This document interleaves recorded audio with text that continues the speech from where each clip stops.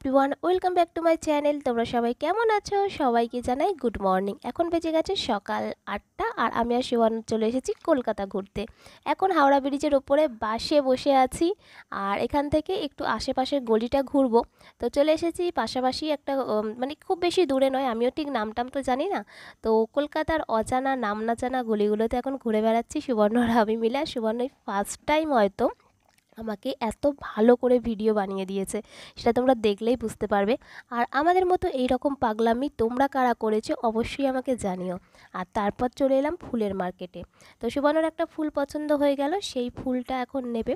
তো এখানটায় অনেক মানে রাস্তার দুপাশেই ফুলের মার্কেট, মানে এত ফুল আছে নানান ধরনের আর অনেক কম দাম। আমাদের ওখানে যেই ফুলগুলো 30 টাকা সেইগুলো এখানটায় 15 টাকা কি 20 টাকা, অনেকটা দাম কম। তো সেই কারণে একটা ফুল নিলাম।